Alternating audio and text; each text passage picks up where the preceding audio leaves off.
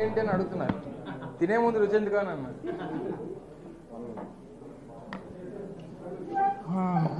తీసేయండి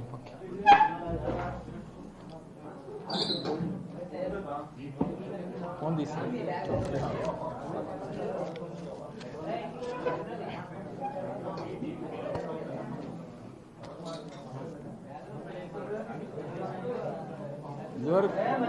కాదు,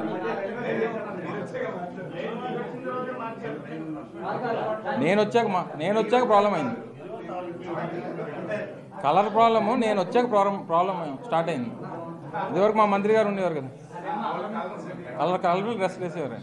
మళ్ళా ఒకసారి దుర్గమాల, సో రెడ్ ఒకసారి, గ్రీన్ ఒకసారి, సో అప్పుడు మీకు ప్రాబ్లం ఉండేది కాదు, కలర్ఫుల్గా ఉండేది. ఏం తప్పేం మార్చేద్దాం. అది మంత్రి గారు ఓకేనా? డోర్ వేసామని బాబు. అందరికీ నమస్కారం. గడిచినటువంటి 2 రోజులుగా శాసనసభ సమావేశాలన్నింటినీ కూడా రాష్ట్ర ప్రజానీకం అందరూ కూడా చూడడం, దాంట్లో అనేక అంశాల మీద చర్చ జరిపినటువంటి సందర్భాలు, ప్రధానంగా అసెంబ్లీ ప్రారంభమైనటువంటి మొదటి రోజున ఈ ప్రభుత్వ విధానమైనటువంటి వికేంద్రీకరణ మీద జగన్మోహన్ రెడ్డి గారి ఆలోచన విధానం, ఈ రాష్ట్ర ప్రభుత్వం తాలూకా విధానం, వికేంద్రీకరణ మీద జరిగినటువంటి చర్చ గురించి మీ అందరికి కూడా, మీ ద్వారా రాష్ట్ర ప్రజలందరూ కూడా చూడడం జరిగింది. ఈ రాష్ట్ర ప్రభుత్వం వికేంద్రీకరణ అనే ఒక పాలసీకి కట్టుబడి ఉన్నాం. అది జరిపి చూపిస్తాం.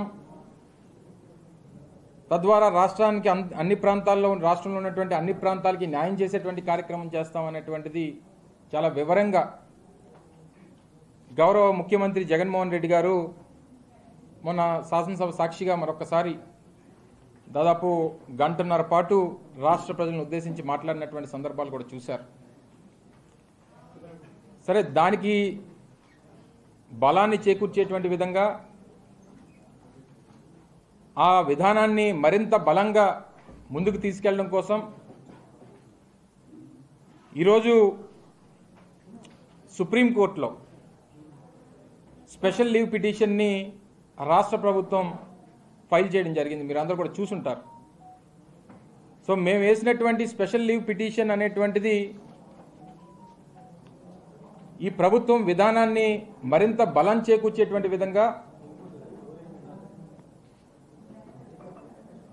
ఈ ప్రభుత్వం తీసుకున్నటువంటి నిర్ణయాన్ని అమలు చేసేటువంటి విధంగా ముందుకెళ్లేటువంటి క్రమంలో వేస్తున్నటువంటి అడుగులు ఇవన్నీ కూడా. ఈ క్రమంలో ఈ స్పెషల్ లీవ్ పిటిషన్ ద్వారా హైకోర్టు డివిజన్ బెంచ్ ఇచ్చినటువంటి, ఫుల్ బెంచ్ ఇచ్చినటువంటి తీర్పుని సవాల్ చేస్తూ సుప్రీంకోర్టుని ఆశ్రయించి ఈ ప్రభుత్వం తాలూకా విధానం తాలూకా అంశాలన్నింటినీ కూడా అందులో క్రోడీకరించి, ఏ కారణం చేత వారిని ఆశ్రయించాల్సినటువంటి అవసరం వచ్చిందో, ఈ రాష్ట్రానికి సంబంధించినటువంటి భవిష్యత్తు గురించి కొన్ని ప్రధానమైనటువంటి రాజ్యాంగపరంగా వచ్చినటువంటి హక్కుల్ని, వాటినన్నింటినీ కూడా గుర్తు చేస్తూ ఈరోజు ఆ స్పెషల్ లీవ్ పిటిషన్ అనేటువంటిది వేయడం జరిగింది. గడిచినటువంటి కాలంలో మీరందరూ కూడా చూశారు, ఆ హైకోర్టు ఇచ్చినటువంటి తీర్పు మీద శాసనసభ సాక్షిగా ఒక చర్చ జరిపాం. గౌరవ ముఖ్యమంత్రి గారు మాట్లాడారు, మా సీనియర్ మంత్రి మాట్లాడారు. అసలు ఈ రాష్ట్రానికి, ఈ రాష్ట్ర శాసనసభకి, ఈ రాష్ట్రానికి సంబంధించినటువంటి ఆ రాజధానిని ఎంపిక చేసేటువంటి హక్కు లేదనేటువంటి విషయాన్ని వారు చెప్పడం జరిగింది. సో దీనికి సంబంధించి అనేక అంశాలన్నింటినీ కూడా పరిగణలో తీసుకొని ఈరోజు ఆర్టికల్ 3, 4 ప్రకారం కాన్స్టిట్యూషన్లో ఉన్నటువంటి ఆర్టికల్ 3, 4 ప్రకారం ఈరోజు రాష్ట్ర విభజన అనేటువంటిది చేయడం, రాష్ట్ర విభజన అనేటువంటిది జరిగిన తర్వాత ఆ రాష్ట్రానికి సంబంధించినటువంటి ఆ రాజధాని ఎంపిక అనేటువంటిది పూర్తిగా ఆ రాష్ట్ర ప్రభుత్వం తాలూకా ప్రిరాగేటివ్ అనేటువంటిది కాన్స్టిట్యూషన్ చెప్తున్నటువంటి అంశాలు. సో ఇటువంటి క్రమంలో ఈ రకమైనటువంటి తీర్పు అనేటువంటిది పూర్తిగా ఈ ఫెడరల్ స్ఫూర్తికి ఈరోజు భంగం కలిగించేటువంటి అంశం అనేటువంటిది కూడా అందులో ఎస్ఎల్పిలో స్పెషల్ లీవ్ పిటిషన్లో మెన్షన్ చేయడం జరిగింది. సిఆర్డిఏ యాక్ట్ మీ అందరికీ తెలుసు, ఏదైతే ఈ క్యాపిటల్ రీజనల్ డెవలప్మెంట్ అథారిటీ అనేటువంటి యాక్ట్ ఏదైతే ఉందో ఇది 2014వ సంవత్సరంలో ఆ రోజు ఉన్నటువంటి రాష్ట్ర ప్రభుత్వం చేసినటువంటి చట్టం. అదేదో కేంద్ర ప్రభుత్వమో లేకపోతే ఇంకో వ్యవస్థ చేసినటువంటిది కాదు. సిఆర్డిఏ చట్టం 2014లో చేసినటువంటిది ఆర్టికల్ 258 ప్రకారం. ఆ రోజు రాష్ట్ర ప్రభుత్వం చేసినటువంటి చట్టం అది. రాష్ట్ర ప్రభుత్వం చేసినటువంటి చట్టాన్ని రాష్ట్ర ప్రభుత్వానికి మార్చేటువంటి హక్కు లేదు అని చెప్పడం ఇది సరైనటువంటిది కాదు. దాంతోపాటు కేంద్ర ప్రభుత్వం పార్లమెంట్ సాక్షిగా ఆ రోజు 2020 సంవత్సరంలో ఫిబ్రవరిలో తెలుగుదేశం పార్టీకి చెందినటువంటి ఒక పార్లమెంట్ సభ్యుడు వేసినటువంటి ప్రశ్నకు గాను ఆయా రాష్ట్రాలకు సంబంధించినటువంటి రాజధానిలో ఎంపిక అనేటువంటిది పూర్తిగా రాష్ట్ర ప్రభుత్వానికి సంబంధించినటువంటి అంశమే తప్ప కేంద్ర ప్రభుత్వానికి ఏ రకమైనటువంటి సంబంధం లేదు అని చెప్పి ఇచ్చినటువంటి సమాధానాన్ని కూడా మీరందరూ కూడా చూసాం, రాష్ట్ర ప్రజలందరూ కూడా చూశారు. వారు వేసినటువంటి ప్రశ్నకు గాను ఇచ్చినటువంటి పార్లమెంట్లో ఇచ్చినటువంటి సమాధానం అది. సో ఈ క్రమంలో ఆర్టికల్ 258 ఏం చెప్తుంది? కేంద్రం నుంచి ఇచ్చేటువంటి డెలిగేషన్ ఆఫ్ పవర్స్ ఏవైతే ఉన్నాయో ఆ ఇచ్చేటువంటి డెలిగేషన్ ఆఫ్ పవర్స్ అనేటువంటిది ఎగ్జిక్యూటివ్కి అడ్మినిస్ట్రేటివ్కి మాత్రమే డెలిగేట్ చేసేటువంటి అవకాశం ఉంది తప్ప శాసనసభని డెలిగేట్ చేసేటువంటి హక్కు అనేటువంటిది కేంద్ర ప్రభుత్వానికి లేదు అనేటువంటిది క్లియర్గా రాజ్యాంగంలో పొందుపరిచినటువంటి అంశాలు ఇవన్నీ. వీటన్నిటిని కూడా గుర్తు చేస్తూ తద్వారా ఈ రాష్ట్రానికి జరుగుతున్నటువంటి అన్యాయాన్ని గుర్తు చేస్తూ ఈ ఎస్ఎల్పిలో వేసినటువంటి అంశాలు ఇవన్నీ కూడా మీకు చెప్తున్నటువంటి అంశాలన్నీ కూడా మీ ద్వారా ప్రజలకు తెలియాలని, మీ ద్వారా ఈ రాష్ట్రానికి వికేంద్రీకరణ ద్వారా జరగాల్సినటువంటి న్యాయం కోసం ఈ రాష్ట్ర ప్రభుత్వం పడుతున్నటువంటి తపన గురించి చెప్పాల్సినటువంటి సందర్భం కాబట్టి ఈ స్పెషల్ లీవ్ పిటిషన్లో వేసినటువంటి అంశాలన్నింటినీ కూడా చెప్పేటువంటి ప్రయత్నం మీ ద్వారా ప్రజలకు చెప్పేటువంటి కార్యక్రమం చేస్తూ ఉన్నాం. ఇందులో ఏమని వారు ఇచ్చినటువంటి తీర్పులో కూడా ఏమని చెప్పారు? హైకోర్టు ఇచ్చినటువంటి తీర్పులో సెక్షన్ 6 ఆఫ్ రీఆర్గనైజేషన్ యాక్ట్ ప్రకారం ఆ రోజు రాష్ట్ర విభజన జరిగినప్పుడు జరిగినటువంటి రాష్ట్ర విభజన తర్వాత కేంద్ర ప్రభుత్వం సూచించినటువంటి అంశాల ప్రకారం ఇచ్చినటువంటి ఆ సెక్షన్లో ఉన్నటువంటి అంశాల ప్రకారం ఏదైతే ఒక కమిటీని కాన్స్టిట్యూట్ చేసి ఆ కమిటీ ఇచ్చినటువంటి ఆ రిపోర్ట్ని బేస్ చేసుకొని ఆ రాజధాని అనేటువంటి దాన్ని నిర్ణయించుకోండి అని చెప్పి ఇచ్చినటువంటి అంశం ప్రకారం చేశారన్నటువంటిది ఆ రోజు ఇచ్చినటువంటి జడ్జిమెంట్. ఆ రోజు 2014లో రాష్ట్ర విభజన జరిగిన తర్వాత రాజధానికి అంశానికి సంబంధించినటువంటి అంశం మీద వేసినటువంటి కమిటీ శివరామకృష్ణ కమిటీ. శివరామకృష్ణ ఇచ్చినటువంటి కమిటీ రిపోర్ట్ ఇవ్వకముందే ఆ రిపోర్ట్ ఇవ్వకముందే అమరావతిలో రాజధాని పెడుతున్నట్టు ఆ రోజు ప్రభుత్వం నిర్ణయం తీసుకుంది. మరి ఎక్కడ ఇది వర్తిస్తుంది అసలు? ఈ తాలూకా ఇది ఎక్కడన్నా చట్టానికి లోబడి కానీ లేదా వారు చెప్పినటువంటి వారు వేసినటువంటి వారు ఇచ్చినటువంటి తీర్పుని అందులో మెన్షన్ చేస్తున్నటువంటి తీర్పులో అసలు ఆ శివరామకృష్ణ ఇచ్చినటువంటి రిపోర్టు ఆధారంగా ఎక్కడన్నా తీసుకొని నిర్ణయం చేశారో ఒక్కసారి ఆలోచన చేయమని చెప్పి కోరుతా ఉన్నాం. ఒకసారి దాన్ని పరిగణలో తీసుకోమని చెప్పి కూడా సుప్రీంకోర్టుకి వేసినటువంటి ఎస్ఎల్పీలో వేయడం జరిగింది. వీరు వేసినటువంటి కమిటీ ఎవరు, తీసుకున్నటువంటి నిర్ణయం ఏమిటి? ఆ రోజు శివరామకృష్ణ ఇచ్చినటువంటి కమిటీ రిపోర్ట్ రాకముందే వీరు నిర్ణయం తీసుకొని నారాయణ కమిటీని వేసి వీళ్ళ కమిటీలో ఉన్నటువంటి సభ్యులు నారాయణ గారు, వారి పార్టీకి చెందినటువంటి ఎంపీలు, అప్పట్లో ఉన్నటువంటి ఆ పార్టీకి చెందినటువంటి ఎంపీ సుజనా చౌదరి, వీరు వారి కమిటీ. శివరామకృష్ణ ఇచ్చినటువంటి కమిటీ ప్రకారం ఎక్కడ కూడా అది అమలు చేయలేదు. అయినప్పటికీ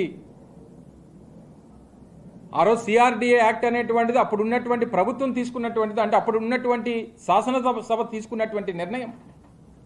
మరి అప్పుడు తీసుకున్నటువంటి నిర్ణయం ఆ రోజు శాసనసభకు ఉన్నప్పుడు ఇప్పుడు ఈ శాసనసభకు ఎందుకు ఉండదు అనేటువంటిది ఈ ప్రభుత్వం తాలూకా విధానంగా ఈరోజు సుప్రీంకోర్టులో వేసినటువంటి ఎస్ఎల్పీలో చెప్పడం జరిగింది. మిగిలినటువంటి అంశాలకు వస్తే ల్యాండ్ పూలింగ్ స్కీమ్ కింద తీసుకున్నటువంటి వీటన్నిటినీ కూడా అమలు చేయట్లేదని, ల్యాండ్ పూలింగ్ స్కీమ్ కింద సేకరించినటువంటి భూమిని దానికి సంబంధించినటువంటి డెవలప్మెంట్స్ కానీ దానికి సంబంధించినటువంటి రీకాన్స్టిట్యూషన్ ప్లాట్స్ కానీ వీటన్నిటిని ఇవ్వట్లేదు అనేటువంటి దాని మీద కూడా వారు చెప్పడం జరిగింది. దానికి సంబంధించి 2024 వరకు సమయం ఉంది. 2024 సంవత్సరం వరకు అంటే ఇంక మరో 2 సంవత్సరాల పాటు సమయం ఉంది. దాని మీద కూడా ఈరోజు రాష్ట్ర ప్రభుత్వానికి సంబంధించి రాష్ట్ర ప్రభుత్వం మీద ఒత్తిడి తీసుకొచ్చేటువంటి విధంగా 6 నెలల్లో చేయండి అని చెప్పి సాధ్యం కానటువంటి దాన్ని తీసుకొని వచ్చారు. ఇది మాకు యాజ్ పర్ చట్టానికి లోబడి మాకు ఇంకో 2024 వరకు మాకు సమయం ఉన్నప్పటికీ ఈ అంశాన్ని కూడా అందులో జడ్జిమెంట్లో పొందుపరిచారనేటువంటి దాన్ని కూడా అప్పీల్ చేస్తూ ఎస్ఎల్పీలో దాన్ని కూడా పెట్టడం జరిగింది. అన్నిటికంటే ప్రధానమైనటువంటి అంశం అసలు వారు జడ్జిమెంట్ ఇచ్చేటువంటి సమయానికి రాష్ట్ర ప్రభుత్వం ఏదైతే 3 రాజధానులకు సంబంధించినటువంటి బిల్లు ఏదైతే ఉందో ఆ జడ్జిమెంట్ ఇచ్చేటువంటి సమయానికి ఆ బిల్ని రిపీల్ చేశాం. మేము రిపీల్ చేసిన తర్వాత వచ్చినటువంటి జడ్జిమెంట్ అది. మేము పెట్టినటువంటి 3 రాజధానుల బిల్ని మేము వెనక్కి తీసుకుంటున్నాం. మరింత సమగ్రమైనటువంటి దాంతో ముందుకు వస్తాం. మరింత సమగ్రంగా రాష్ట్రంలో ఉన్నటువంటి అన్ని ప్రాంతాలకి ఏదైతే మంచి చేయాలన్నటువంటి మా ఆలోచన ఏదైతే ఉందో ఆ ఉన్నటువంటి ఆలోచన విధానానికి అన్ని ప్రాంతాలకి మేలు జరిగేటువంటి విధంగా, అందరికీ న్యాయం జరిగేటువంటి విధంగా, అందరికీ మంచి జరిగేటువంటి విధంగా మరింత సమగ్రంగా బిల్లుని తీసుకొస్తాం అనేటువంటి మాటని చెప్తూ మేము రిపీల్ చేసాం బిల్లుని. మరి అసలు బిల్లునే రిపీల్ చేసిన తర్వాత అసలు ఈ తాలూకా జడ్జిమెంట్కి ఎక్కడ ఆస్కారం ఉంటుందనేటువంటిది ఎస్ఎల్పీలో మెన్షన్ చేసేటువంటి కార్యక్రమాన్ని చేశాం. దాంతోపాటు అసలు ఈ రాష్ట్రానికి, రాష్ట్ర ప్రభుత్వానికి, రాష్ట్రంలో ఉన్నటువంటి శాసనసభకి ప్రధానమైనటువంటి అంశాలు ఎగ్జిక్యూటివ్ అనేటువంటిది, జ్యుడిషియల్ అనేటువంటిది, లెజిస్లేటివ్ అనేటువంటిది మూల స్తంభాలు ప్రజాస్వామ్యంలో. ఒక దాంట్లో ఒకటి చొచ్చుకుపోయి ఎవరికి ఉన్నటువంటి పవర్స్ని విఘాతం కలిగించేటువంటి కార్యక్రమం జరిగితే ప్రజాస్వామ్యానికి నష్టం వాటిల్లుతుంది అనేటువంటి దాని మీద ఒక చర్చ జరిగింది. మరి ఈ ప్రధానమైనటువంటి దీంట్లో వాళ్ళు బిల్లే రిపీల్ చేసి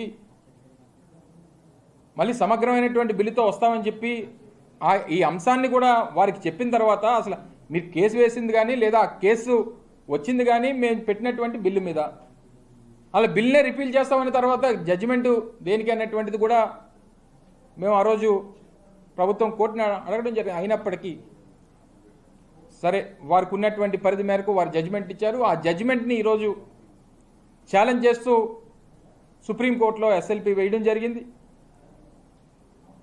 దీనికి సంబంధించి నేను చెప్పినటువంటి ప్రధానమైనటువంటి అంశాలన్నింటినీ కూడా అందులో పొందుపరిచి రాష్ట్ర శాసనసభకి ఉన్నటువంటి పవర్స్ని అన్నింటిని కూడా మెన్షన్ చేస్తూ ఈరోజు అనేక సందర్భాల్లో ఈ వికేంద్రీకరణ అనేటువంటి దాని మీద గతంలో చాలా సందర్భాల్లో చెప్పాను. అనేక సందర్భాల్లో శ్రీకృష్ణ కమిటీ వేసినటువంటి సందర్భంలో కానీ, అంటే తెలంగాణ కోసం ఉద్యమం జరుగుతున్నటువంటి తరుణంలో అప్పుడున్నటువంటి ప్రభుత్వాలు శ్రీకృష్ణ కమిటీ కాన్స్టిట్యూట్ చేసినప్పుడు కానీ ఆ రోజు వారేం చెప్పారు, అభివృద్ధి అంతా కూడా హైదరాబాద్లో కేంద్రీకృతం అవడం వల్ల ఈరోజు ఈ ఉద్యమాలన్నీ కూడా వచ్చాయి. తద్వారా ఈరోజు ఇంత పెద్ద ఉద్యమం నడుస్తూ ఉంది. ఈరోజు రాష్ట్రాలు విభజన చేయమని చెప్పి అడుగుతూ ఉన్నారు. అసలు ఈ తెలంగాణ ప్రాంతం కన్నా ఉత్తరాంధ్ర రాయలసీమ ప్రాంతాలు మరింత వెనుకబాటుతనంలో ఉన్నాయనేటువంటిది ఆ రోజు ఇచ్చినటువంటి కమిటీ రిపోర్ట్. తర్వాత రాష్ట్ర విభజన జరిగిన తర్వాత శివరామకృష్ణ కమిటీ ఇచ్చినటువంటి రిపోర్ట్ కూడా వికేంద్రీకరణ అనేటువంటిది మంచిది, గతంలో జరిగినటువంటి ఒక అంశం హైదరాబాద్ అనేటువంటి దాని గురించి జరిగినటువంటి ఉద్యమం మనం చూసాం. తెలంగాణ పేరుతో జరిగినటువంటి ఉద్యమం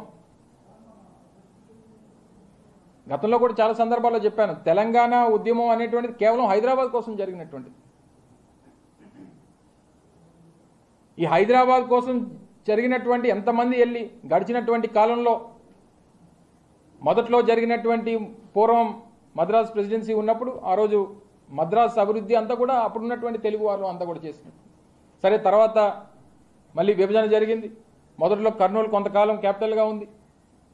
తర్వాత హైదరాబాద్ అభివృద్ధి జరిగింది. హైదరాబాద్ ఎన్నో ఏళ్లగా జరుగుతున్నటువంటి అభివృద్ధి, దాంట్లో కూడా మన తాలూకా పాత్ర ఉంది. ఈరోజు దాని తాలూకా పాఠాలన్నీ కూడా తెలుసుకున్నాం. సో మళ్ళీ అటువంటి తప్పు జరగకూడదని చెప్పి శివరామకృష్ణ కమిటీ రిపోర్ట్ ఇచ్చింది. వికేంద్రీకరణ అయితే మంచిది అనేటువంటిది చెప్పడం జరిగింది. ఆ రోజు ఆయన చెప్తే చివరికి చంద్రబాబు నాయుడు గారు శివరామకృష్ణ గారి మీద కూడా టాప్ స్టాల్వర్డ్స్ అందరినీ కూడా ఆ రోజు కమిటీలో పెట్టారు. శివరామకృష్ణ కమిటీలో అప్పటి వరకు ఉన్నటువంటి కమిటీ మెంబర్స్గా ఆ రోజు పట్టణాభివృద్ధిలో పనిచేసినటువంటి కేంద్ర స్థాయిలో పనిచేసినటువంటి స్టాల్వర్డ్స్ అందరినీ కూడా తీసుకొచ్చి పెడితే వాళ్ళకి భూములు అక్కడ ఉన్నాయని చెప్పి వాళ్ళ మీద నింద మోపేటువంటి కార్యక్రమం చేశారు. వారు అక్కడ భూములు కొనుక్కుందామని చూస్తున్నారు, లేదా భూములు కొన్నారు, అందుకే ఆ ప్రాంతంలో పెట్టమన్నారు, ఈ ప్రాంతంలో పెట్టమంటున్నారు అనేటువంటి మాట వారు చెప్పడం జరిగింది. వారు చెప్పినటువంటి కొంతమంది దాంట్లో విశాఖపట్నం అనేటువంటి దాన్ని కూడా వారు ప్రస్తావించారు.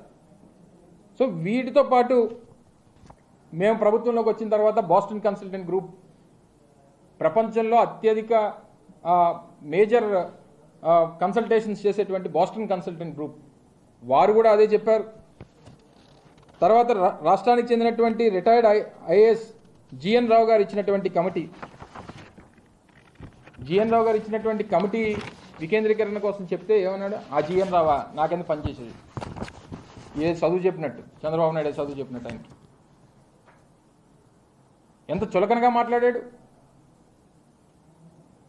ఈరోజు మా కింద పనిచేసేటువంటి అధికారులందరూ కూడా ఈరోజు రాష్ట్ర ప్రభుత్వంలో అనేక మంది, వందలాది మంది ఐఏఎస్ అధికారులు ఉంటారు.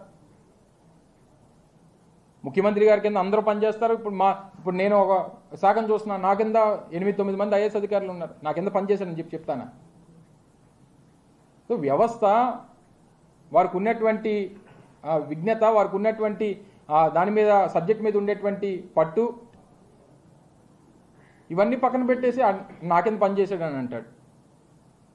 అప్పుడు ఉన్నటువంటి ఒక దళిత ఐఏఎస్ అధికారి విజయ్ కుమార్ గారు బోస్టన్ కన్సల్టెంట్ గ్రూప్ గురించి ఇచ్చినటువంటి రిపోర్ట్ గురించి చెప్పేటువంటి కార్యక్రమం చేస్తే ఆయన్ని కూడా చాలా చులకనగా వాడేవాడు చదవడానికని, ఇవే పదాలు, వాడేవాడు చదవడానికి అని చెప్పి అప్పుడున్నటువంటి సిడిఎంఏగా ఆ రోజు ఉన్నటువంటి అధికారి విజయ్ కుమార్ గారు బోస్టన్ కన్సల్టెంట్ గ్రూప్ ఇచ్చినటువంటి నివేదిక చదువుతా ఉంటే వాడేవాడు చదవడానికి అని అంటాడు. వీరిచ్చినటువంటి నారా నారాయణ కమిటీ మాత్రమే పరిగణలో తీసుకోవాలి. వీరు పెట్టుబడులు పెట్టినటువంటి వ్యక్తులు ఇచ్చినటువంటి కమిటీనే ఆధారంగా తీసుకోవాలి. ఈ వ్యక్తులకు ఉన్నటువంటి భూములకి సంబంధించినటువంటి మనుషులు, ఈయన పెట్టుబడిదారులు, ఈయన కలిసి వచ్చినటువంటి వ్యక్తులు, వీరిచ్చినటువంటి రిపోర్ట్స్ వీరే నిర్ణయిస్తారు, గీతలు గీస్తారు, భూములు కొనుక్కుంటారు. వారు చెప్పినటువంటి ప్రాంతంలోనే రాజధాని రావాలంటారు. వీరు ఒక ఎక్స్పర్ట్ కమిటీ. ఇదంతా ఇన్వెస్ట్మెంట్ కమిటీ. ఈ చంద్రబాబు నాయుడు గారు అమలు చేసినటువంటి ఈ అమరావతి అనేటువంటి ఒక అతిపెద్ద స్కామ్ ఏదైతే ఉందో దాంట్లో వీళ్ళంతా కూడా ఒక ఇన్వెస్ట్మెంట్ కమిటీ, ఎక్స్పర్ట్ కమిటీ కాదు. వీరందరూ కలిసి నిర్ణయిస్తారు. ఆ నిర్ణయం మేరకు ఆయన నిర్ణయం చెప్తాడు. ఈరోజు ఆ కార్యక్రమాన్ని అంతటినీ కూడా ఈరోజు ఆ రకంగా తీసుకున్నటువంటి నిర్ణయాలు నిన్న ముఖ్యమంత్రి గారు మాట్లాడుతూ చాలా స్పష్టంగా చెప్పడం జరిగింది. తను కట్టని, చంద్రబాబు నాయుడు తను కట్టలేని రాజధాని కోసం ఎందుకు ఇంత తాపత్రయపడతా ఉన్నారు? 58 సంవత్సరాల పాటు హైదరాబాదుని రాజధానిగా, మన సొంత ప్రాంతంగా అందరం కలిసికట్టుగా నిర్మాణం చేసుకొని ఆ రాష్ట్ర విభజన జరుగుతున్నటువంటి తరుణంలో 2 రోజుల్లో పారిపోయి వచ్చావే. 58 సంవత్సరాల చరిత్ర కలిగినటువంటి ఉమ్మడి రాష్ట్రానికి రాజధానిగా ఉన్నటువంటి హైదరాబాద్ని విడిచిపెట్టి పారిపోయి వచ్చినటువంటి సందర్భంలో దానికోసం చేయనటువంటి పోరాటం, కనీసం 58 నెలలు కూడా పాలించినటువంటి ఈ అమరావతి కోసం ఎందుకు నీ తాపత్రయం చంద్రబాబు నాయుడు గారు? ఏముందని అక్కడ, ఏం చేసావని అక్కడ, ఏం చేద్దామని అక్కడ? రాష్ట్రంలో ఆ 29 గ్రామాలు తప్ప రాష్ట్రంలో ఉన్నటువంటి మిగిలినటువంటి ప్రాంతాలు నాకు అవసరం లేదు అనేటువంటి ఆ వితండవాదం దేనికి? నీ భూముల కోసం కాదా? నీ పెట్టుబడిదారుల కోసం కాదా? నీ మనుషుల కోసం కాదా? ఈరోజు ఉత్తరాంధ్ర, రాయలసీమ ప్రాంతాలు అన్ని రాష్ట్రంలో ఉన్నటువంటి అన్ని ప్రాంతాలకి మేలు జరగాలని చెప్పి మేము ఆలోచన చేస్తూ ఉంటే, అన్ని ప్రాంతాలకు మంచి జరగాలని చెప్పి మేము ఆలోచన చేస్తూ ఉంటే, రాష్ట్ర ఖజానాన్ని అంతటిని తీసుకొని వెళ్ళి ఆ 29 గ్రామాల మీద పెట్టి మిగిలినటువంటి రాష్ట్రంలో ఉన్నటువంటి మిగిలినటువంటి ప్రాంతాలని, మిగిలినటువంటి జిల్లాల్ని మట్టి తినమంటావా? ఎందుకు ఈ ప్రాంతాల మీద అంత కక్ష కట్టావు? ఎందుకు ఈరోజు ఈ ప్రాంతాల మీద విద్వేషాలు రెచ్చగొట్టేటువంటి కార్యక్రమం చేస్తూ ఉన్నావు? ఎందుకు మా ప్రాంతాల మీద దండయాత్ర చేయించేటువంటి కార్యక్రమం చేస్తూ ఉన్నావు? ఈరోజు రాయలసీమకు మంచి జరగాలని, రోజు దేశంలో ఎన్ని రాష్ట్రాలకి హైకోర్టులు మిగిలినటువంటి ప్రాంతాల్లో ఉన్నాయి రాజధానులు కాకుండా? పక్కన ఉన్నటువంటి ఒరిస్సా భువనేశ్వర్లో రాజధాని, కటక్లో హైకోర్టు ఉంది. ఇలా ఉదాహరణ తీసుకుంటే దేశంలో అనేక రాష్ట్రాల్లో అలహాబాద్, ఉత్తరప్రదేశ్కి సంబంధించి లక్నోలో క్యాపిటల్ ఉంటే అలహాబాద్లో ఈరోజు హైకోర్టు ఉంది. అంటే మేము మా నామినిక్లేచర్లో 3 రాజధానులు అని చెప్పాం. మరి మిగిలినటువంటి రాష్ట్రాలన్నిటికీ మరి ఇవన్నీ 2 రాజధానుల కింద కదా. ఈరోజు ఈ ప్రాంతాలన్నింటినీ కూడా ఈ ప్రాంతాల మీద కక్ష కట్టి కేవలం పెట్టుబడి, రాజకీయ జీవితం అంతా కూడా, రాజకీయం నీ అనుభవం అంతా కూడా మనం పోయేటప్పుడు ఏం మోసుకుపోమే? ₹1 అన్నా మనం తీసుకెళ్ళగలమా పైన? చివరికి మనల్ని మోసుకొని వెళ్తున్నప్పుడు కూడా మన మీద పడినటువంటి ఆ చిల్లర కూడా మనతో పాటు రాదు అనేటువంటి విషయాన్ని చంద్రబాబు నాయుడు గుర్తుపెట్టుకోవాలి. ఈరోజు అన్ని ప్రాంతాలకి మంచి జరగాలని చెప్పి, వికేంద్రీకరణ మా విధానం అని చెప్పి, తద్వారా అన్ని ప్రాంతాలకి మంచి చేయాలని చెప్పి ఈరోజు ముందుకెళ్తున్నటువంటి తరుణంలో ఏదో రకంగా అడ్డుకట్టలు వేయాలని చెప్పి, విద్వేషాలు రెచ్చగొట్టాలని చెప్పి ఈరోజు ఈ ప్రాంతంలో మొన్న కూడా చెప్పాను, శాసనసభలో మాట్లాడుతూ నేను కూడా చెప్పాను,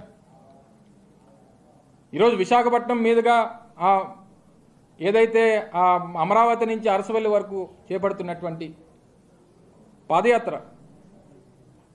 ఈ ప్రాంతానికి వచ్చి ఈ ప్రాంతంలో ఉన్నటువంటి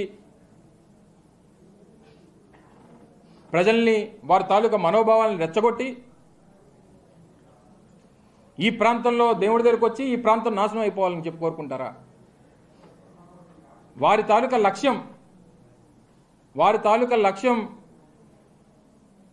అమరావతిని సాధించుకోవాలన్నట్టో లేదా అమరావతిలో రాజధాని ఉండాలనో వారి లక్ష్యం కాదు. వారి లక్ష్యం అంతా కూడా చంద్రబాబు నాయుడు గారిని ఎలాగన్నా రేపు అధికారంలోకి తీసుకురావాలి. ఒక రాజకీయపరమైనటువంటి ఉద్దేశంతో జరుగుతున్నటువంటి యాత్ర అది. ఆ రాజకీయపరమైనటువంటి ఉద్దేశం ఒక పక్క, ఈ ప్రాంత ప్రజల తాలూకా మనోభావాలను రెచ్చగొట్టేటువంటి కార్యక్రమం ఒక పక్క. ఈరోజు ఇన్ని చేస్తున్నటువంటి ఈ చంద్రబాబు నాయుడు గారు, దీని అంతటికీ కూడా ఈవెంట్ మేనేజ్మెంట్ చేస్తున్నటువంటి చంద్రబాబు నాయుడు గారు, ఈ కార్యక్రమానికి ప్రొడక్షన్ చేస్తున్నటువంటి చంద్రబాబు నాయుడు గారు, తప్పకుండా అంతిమ విజయం న్యాయానిదే. వాస్తవానికి న్యాయంగా అయితే వారికి దేవస్థానంలోకి, అరసవిల్లి దేవస్థానంలోకి అడుగు పెట్టొచ్చేమో కానీ ధర్మం మాత్రం ఒప్పుకోదు. మీరు చేస్తున్నటువంటి ఈ కార్యక్రమానికి ధర్మం ప్రకారం అయితే అసలు మిమ్మల్ని అందులోకి అసలు ఎలవే చేయకూడదు. మీరు చేస్తున్నటువంటి ఈ కార్యక్రమాలన్నింటినీ కూడా ప్రజలు చూస్తున్నారు. తప్పకుండా మరొకసారి మీకు బుద్ధి చెప్పేటువంటి రోజు వస్తుంది. మేము ఈరోజు ప్రభుత్వం తరపున, ఈ రాష్ట్ర ప్రజల తరపున సుప్రీంకోర్టులో వేసినటువంటి స్పెషల్ లీవ్ పిటిషన్ సంబంధించినటువంటి అంశాలన్నింటినీ కూడా మరొకసారి మీ ద్వారా ప్రజలకు చెప్పేటువంటి కార్యక్రమం చేశాం. అంతిమ విజయం న్యాయానిదే. తప్పకుండా వికేంద్రీకరణ విధానం అనేటువంటిది తప్పకుండా జరిగి తీరుతుంది. అందులో ఏ రకమైనటువంటి సందేహం ఉండాల్సినటువంటి అవసరం ఎవరికి లేదు అనేటువంటి విషయాన్ని కూడా మీ ద్వారా మరొకసారి తెలియజేస్తా ఉన్నా. అవన్నీ ఎన్నిసార్లు చెప్తాను. దావోస్ నుంచి వచ్చిన తర్వాత దావోస్కి సంబంధించి, దావోస్ నుంచి జరిగినటువంటి 1,25,000 కోట్ల రూపాయలకు సంబంధించినటువంటి ఎంఓయూస్ ఏవైతే జరిగినాయో దానికి సంబంధించి ఇప్పటికే 40,000 కోట్ల రూపాయలు పెట్టుబడులు అనేటువంటిది పెట్టడానికి వాళ్ళు ముందుకు రావడం, దానికి సంబంధించినటువంటి కేబినెట్ నిర్ణయం తీసుకోవడం. గడిచినటువంటి కేబినెట్లో మొన్న 7వ తారీఖు జరిగినటువంటి కేబినెట్లో 36-38 కోట్ల రూపాయలకు సంబంధించినటువంటి అప్రూవల్స్ వారు పెట్టుబడి పెట్టేటువంటి దానికి సంబంధించినటువంటి కేబినెట్ నిర్ణయం తీసుకున్నాం. అంటే ఆల్మోస్ట్ 1,25,000 కోట్లలో ఆల్మోస్ట్ 35-40% అనేటువంటిది రియలైజ్ అయింది. 1 by 1 చేస్తాం. చెప్పనండి, చంద్రబాబు నాయుడు 18 లక్షల కోట్ల రూపాయలు పెట్టుబడులు అన్నాడు పార్ట్నర్షిప్ సమ్మిట్లో. 50,000 కోట్లు, కనీసం 50,000 కోట్లు రాలేదు. అంటే కనీసం 2% కూడా ఇన్వెస్ట్మెంట్ అనేటువంటి రాలా. సో ఏం చేస్తున్నాం? మా తాలూకా ఫోకస్ అంతా కూడా పేదవాడి మీద, వికేంద్రీకరణ మీద, ఈ రాష్ట్ర ప్రయోజనాల మీద మా ఫోకస్ ఉండొచ్చు. అందులో వస్తున్నటువంటి పెట్టుబడులు మేము మార్కెటింగ్ చేసుకోకపోవచ్చు, కానీ జరగాల్సినటువంటి పారిశ్రామిక అభివృద్ధి, రావాల్సినటువంటి పెట్టుబడులు అనేటువంటిది వస్తున్నాయి. దాని మీద కూడా రేపు ముఖ్యమంత్రి గారు శాసనసభ సాక్షిగా ప్రజలను ఉద్దేశించి రేపు శాసనసభలో కూడా ఇండస్ట్రీస్ మీద మాట్లాడతారు. సవివరంగా అన్ని వివరం తెలియజేస్తారు. ఆయన ఎవరు చెప్పడానికి?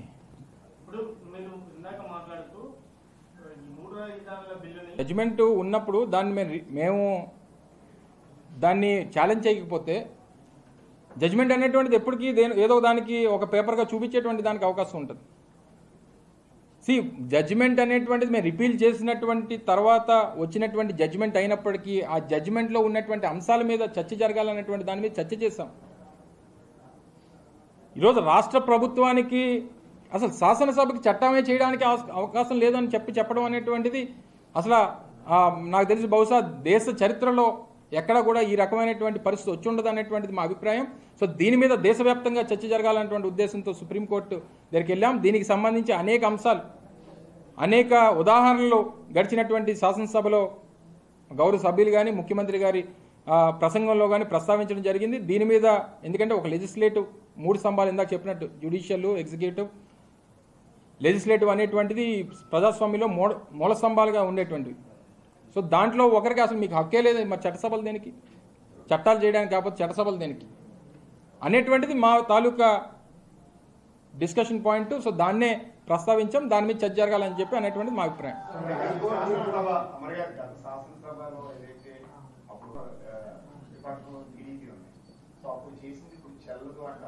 ఇప్పుడు చేసింది చెల్లదు అనట్లున్నప్పుడు ఇప్పుడు చేసినటువంటి దానికి శాసనసభ హక్కు లేదని ఎవరు అనడానికి ఎలాగ వచ్చింది అనేటువంటిది మా పాయింట్. సో అయినప్పటికీ అప్పుడు చేసినటువంటి బిల్లులో ఉన్నటువంటి ఆ ప్రాంతంతో పాటు మిగిలినటువంటి ప్రాంతాలను యాడ్ చేస్తామని చెప్తున్నాం. మర్చిపోయి మా ప్రభుత్వం తాలూకు విధానం వికేంద్రీకరణ అనేటువంటి విధానాన్ని చెప్పడం జరిగింది. అన్ని ప్రాంతాలు అభివృద్ధి చెందాలనేటువంటి మా విధానం మొదటి నుంచి ఉంది. మా తాలూకా విధానం మొదటి నుంచి ఉంది. ఇది ఒక ఒంటెత్తి పోకడతో కనీసం అఫీషియల్గా వచ్చినటువంటి కమిటీ రిపోర్ట్స్ కూడా కనీసం పరిగణలో తీసుకోకుండా వారికి నచ్చినటువంటి నిర్ణయాలు తీసుకొని కనీసం ఒక అఖిలపక్షాన్ని వేసి తీసుకున్నటువంటి నిర్ణయం ఏదైనా చేశారా?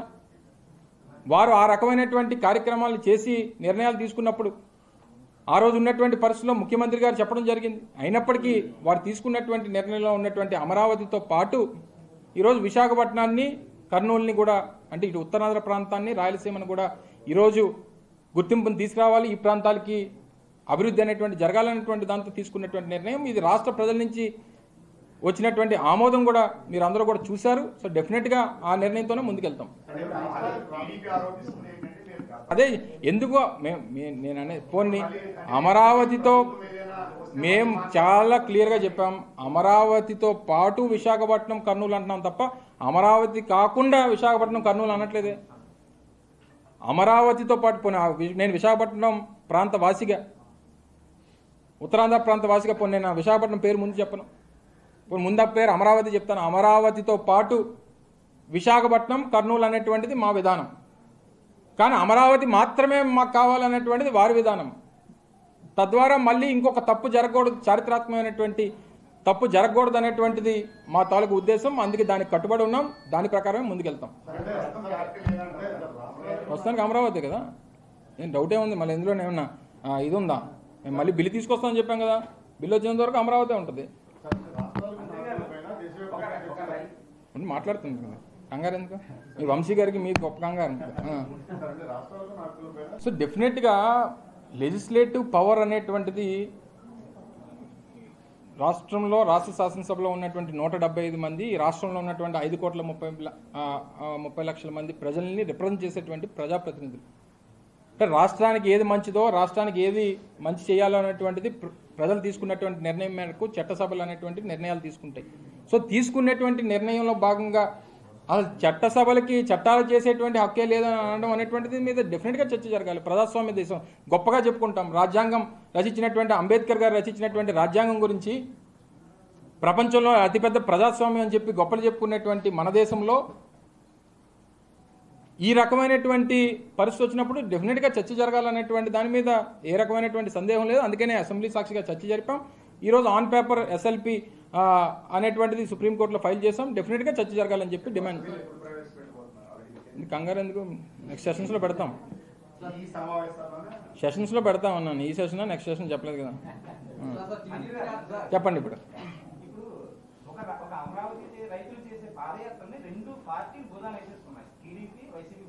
వాళ్ళేమంటున్నారు, పూర్తిగా మేము ఆహ్వానిస్తాం, మేము ప్రొడక్షన్ ఇస్తాం, మీరేమో వ్యతిరేకిస్తూ శాంతి భద్రత వివాదం కలుగుతుంది. ఇది ఎందుకు? ఇదంతా అవసరమా? వాళ్ళు ఏదో పాదయాత్ర చేసుకున్నారు, వెళ్ళిపోతాం. మొదటి అంశం. రెండో విషయం, కమ్మ రాజధాని అన్నారు. అక్కడ కమ్మ సామాజిక వర్గం 20% ఉన్నారు, 70% అన్ని కులాల వారు ఉన్నారు.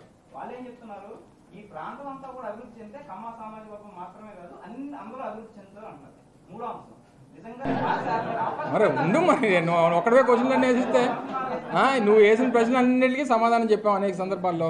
ఏదో ఒక ప్రశ్న వేసావు అనుకో, మాట్లాడడానికి బాగుంటుంది. అన్ని ప్రశ్నలు వేస్తే ఏం చెప్తాను నేను? నువ్వు చెప్పినటువంటి అంశాలకి మీరు చెప్పినటువంటి అంశాలకి ఈరోజు ఈ ప్రాంతానికి దేనికి వస్తున్నారు? వాస్తవానికి దర్శనం చేసుకుని వెళ్ళిపోతే మాకే అభ్యంతరం లేదు. ఈ ప్రాంతం మీద, ఈ ప్రాంతం ప్రజల మీద, ఈ ప్రాంత ప్రజల తాలూకు ఆకాంక్షల్ని రెచ్చగొట్టేటువంటి దానికి ఎందుకు వస్తున్నారు అంటున్నా. మా తాలూకా విధానం కానీ ఈ ప్రాంతంలో ఉన్నటువంటి ఎందుకు మేము మామూలుగా ఊరకని మీరు అన్నట్టు లేదో వాళ్ళు మటుకాలు వచ్చి వెళ్ళిపోతారని అంటే మాకు ఇవ్వడానికి మాకేం సరదా లేదా? ప్రభుత్వానికి మాకేం ఇష్టం లేదా? ఈ ప్రాంతంలో ఉన్నటువంటి ప్రజల తాలూకా మనోభావాలను బేస్ చేసుకుని, ఇంటెలిజెన్స్ వచ్చినటువంటి రిపోర్ట్స్ని బేస్ చేసుకుని, బాబు ఇక్కడికి వస్తే ఏదైనా ఇబ్బందులు కలుగుతాయి, అందుకని మీకు పర్మిషన్ ఇవ్వట్లేదని చెప్పాం. లేదు, మాకు పర్మిషన్ తెచ్చుకుంటామని తెచ్చుకున్నారు. రేపు ఏదైనా జరిగితే ఎవరు కారకులు అవుతారు? ఇస్తాం, మేము ఇవ్వగలిగిన ప్రొటెక్షన్ ఇస్తాం, మేము చేయగలిగినంత వరకు మేము చేస్తాం. కానీ రేపు పొద్దున ఏదైనా ఇబ్బంది వస్తే దానికి కారకుడు చంద్రబాబు నాయుడు అని చెప్పా. సో దీని అంతటినీ కూడా ఈ ఈవెంట్ మేనేజ్మెంట్ని ఇదంతటినీ కూడా చేస్తుంది చంద్రబాబు నాయుడు గారు. సో చేసేటువంటి క్రమంలో ఇది జరిగితే రేపు ఏదైనా ఇబ్బంది వస్తే ఆయనే కారకుడు అవుతాడు అన్నటువంటి చెప్పడం జరిగింది. రెండోది, మీరు అన్నటువంటి ఒక సామాజిక వర్గానికి సంబంధించినటువంటి దాని మీద చాలా క్లియర్గా ముఖ్యమంత్రి గారు శాసనసభ సాక్షిగా మాట్లాడడం జరిగింది. మాకు ఏ ప్రాంతం, ఒక ప్రాంతం అంటే ఇష్టం అని కానీ, లేదా ఒక ప్రాంతం మాకు అన్ని ప్రాంతాలు అనేటువంటి ఒకే ఉద్దేశంతో అన్ని ప్రాంతాల మీద మాకు ఒకే రకమైనటువంటి ప్రేమ ఉంటుంది, అన్ని సామాజిక వర్గాల మీద ఒకే రకమైనటువంటి ప్రేమ ఉంటుంది. కానీ చంద్రబాబు నాయుడు గారి తాలూకు ఆలోచన విధానాన్ని ఒకసారి గమనించమని చెప్పి కోరాం. మీరు అన్నట్టు కొంత పర్సెంటేజ్, ఆ పర్సెంటేజ్లో ఉన్నటువంటి భూములన్నీ అది తీయండి. సో ఏదేమైనప్పుడు అలా అయినప్పటికీ అది 2014కి ముందు నుంచి వారికి భూములు ఉంటేనో, ఈ రాష్ట్రంలో తెలుగుదేశం పార్టీ అధికారంలో రాకముందు నుంచి అక్కడ ఉంటేనో వేరే సంగతి. కానీ నువ్వు అమరావతి అనేటువంటి ప్రకటన చేయకముందు నువ్వు భూములు కొనేసుకొని అక్కడ నేను రాజధాని పెడతానంటే ఎందుకు ఊరుకుంటారండి ఎవరన్నా? నా దగ్గర ఒక ఆఫీస్ సబార్డినేట్ నా దగ్గర పనిచేస్తున్నాడు, విజయవాడలో నా ఛాంబర్లో పనిచేస్తున్నాడు. ఆ కుర్రోడు దాదాపు 2 కోట్ల రూపాయల స్థలాన్ని మాయమాటలు చెప్పి బలవంతంగా రాయించేసుకున్నాడు. నా దగ్గర వాపోతా ఉన్నాడు. ఈరోజు ఆ వాల్యూ తీసుకొని వచ్చి ఈరోజు ఉంటే ఆ వాల్యూ ఉండేదండి అని చెప్పి. సో ఈ రకమైనటువంటి దౌర్జన్యం దేనికైనటువంటి మీరు ఒక రాష్ట్ర ముఖ్యమంత్రిగా నేను, లేకపోతే ఒక రాష్ట్ర మంత్రిగా మేము ప్రమాణ స్వీకారం చేసినప్పుడు ఏం చెప్తాం? ఏ సీక్రెట్ కూడా బయట చెప్పడానికి లేదు అనేటువంటిది మా ప్రమాణ స్వీకారం. కానీ మీరు చెప్పేసి మీరు నిర్ణయాలు తీసుకుని ఆ పార్టీకి చెందినటువంటి ఒక కేబినెట్ మంత్రి ఏమన్నాడు? నక్కా ఆనందబాబు గారు ఏమన్నాడు? నా దగ్గర డబ్బులు ఉంటే నేను కూడా కొనుక్కునేవాని అని అన్నాడు. ఇవన్నీ ఉదాహరణలు కదా. సో ఏదేమైనా ఈ ప్రాంతం, ఈ రాష్ట్రంలో ఉన్నటువంటి అన్ని ప్రాంతాలు, అన్ని సామాజిక వర్గాలు, అన్ని ప్రాంతాల ప్రజలకి మేలు జరగాలనేటువంటిది మా తాలూకు విధానం. దానికోసం ముందుకెళ్తాం. 45 మినిట్స్ మాకు వ్యవస్థలు ప్రజాస్వామ్యంలో ఉన్నటువంటి అన్ని వ్యవస్థలు కలిసి పనిచేయాల్సినటువంటి అవసరం ఉంది. కొన్ని సందర్భాల్లో కొన్ని అంశాలు వచ్చినప్పుడు వారి తాలూకా పాత్రను పోషించేటువంటి కార్యక్రమం. కాన్ఫ్లిక్ట్ ఎందుకు ఉండాలి మాకు హైకోర్టుకి? రోజు మేము అడిగేటువంటిది ఎప్పుడన్నా ఏదన్నా ఏం అడుగుతాం మనం? మాకున్నటువంటి పవర్స్ని లేవు అని చెప్పేటువంటి అధికారం, మాకు రాజ్యాంగపరంగా వచ్చినటువంటి హక్కుల్ని, రాజ్యాంగపరంగా వచ్చినటువంటి అంశాలని మాకు లేవని చెప్పేటువంటి పరిస్థితి వచ్చినప్పుడు డెఫినెట్గా మేము పై ఫారమ్స్కి వెళ్తాం. సో అదే ఈరోజు జరిగింది తప్ప మాకు ఎందుకు గొడవపడాల్సినటువంటి ఏం. అలాగైతే మొన్న మా బందర్ పోర్టుకి సంబంధించి ఒక జడ్జిమెంట్ వచ్చింది, లేదా మొన్న విశాఖపట్నానికి సంబంధించి 1,50,000 పట్టాలకు సంబంధించినటువంటి పాజిటివ్ జడ్జిమెంట్ వచ్చింది. సో కొన్ని జడ్జిమెంట్లు అలా వస్తుంటాయి, కొన్ని అలాగని చెప్పి వ్యవస్థలతో గొడవ పడాల్సినటువంటి అవసరం మాకైతే ఈ ప్రభుత్వానికి లేదు. Thank you.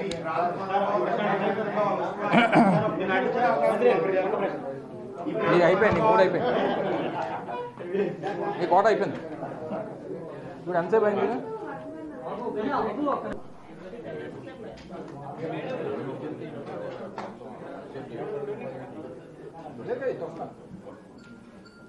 ఈరోజు తీసుకో, రేపు పెడదాం మళ్ళీ.